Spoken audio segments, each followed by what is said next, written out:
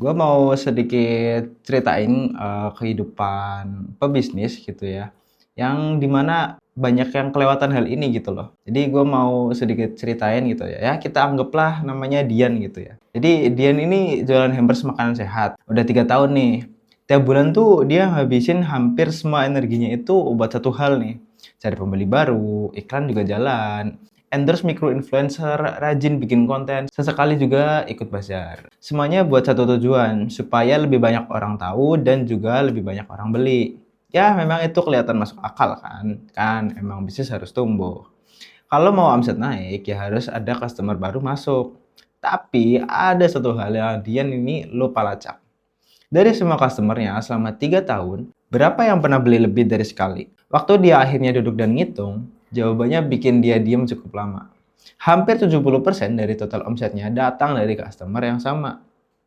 Orang-orang yang sudah kenal dia dari tahun pertama, yang beli waktu lebaran, Natal, ultah, acara kantor, yang sesekali DM duluan lah tanpa perlu diiklanin.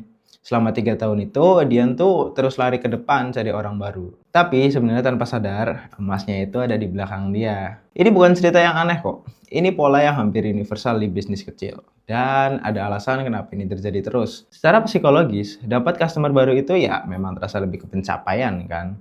Ada yang baru masuk, ada yang bisa dilaporkan juga, ada angka yang naik lah.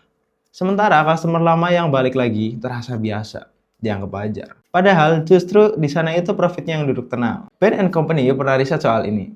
Dan ya hasilnya cukup keras sih. Biaya untuk dapetin satu customer baru bisa 5-25 kali lipat lebih mahal loh daripada mempertahankan yang sudah ada. Dan ini bukan soal biaya iklan doang ya, ini tuh juga soal waktu untuk bangun kepercayaan, waktu untuk jelasin produk dari nol, waktu untuk convert dari stranger jadi pembeli gitu kan.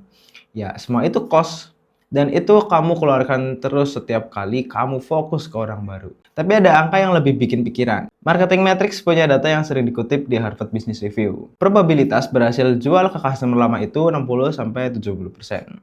Kalau yang baru belum kenal kamu, hanya 5-20%. 3 kali lebih mungkin, bahkan lebih. Dan ini masuk akal secara intuitif juga. Orang yang sudah pernah beli dari kamu, pasti sudah tahu produknya. Dan udah percaya sama kamu.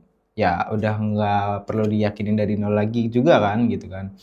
Mereka udah setengah jalan, kamu tinggal kasih alasan kenapa dia harus lanjut gitu. Balik lagi ke Dian, setelah ngitung itu, dia itu coba sesuatu yang sederhana.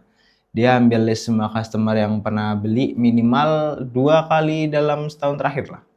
Hasilnya sekitar 40 orang. Dia kirimin pesan personal, bukan broadcast promo ya. Pesan yang kelihatan kayak ditulis buat satu orang, ya karena emang iya satu orang sih. Kayak, "Hai Kak, udah lama nih. Bulan ini ada varian baru loh," gitu kan. "Ingat dulu kakak suka yang low sugar," gitu. "Mau gue kirimin sampel gak?" gitu.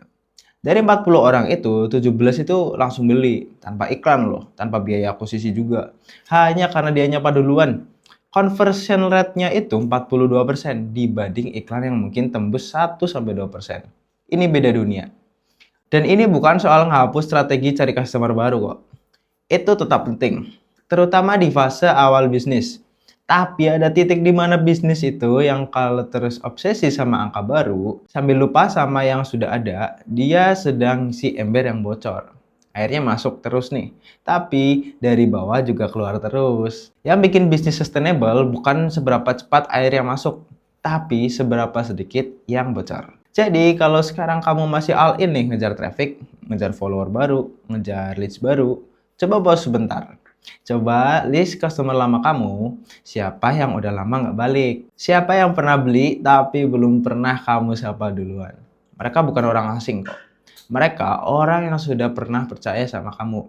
Dan kepercayaan itu kalau dijaga jauh lebih murah daripada iklan manapun. Mungkin itu sih pembahasan untuk kali ini. Sampai ketemu di ngobrolin bisnis selanjutnya.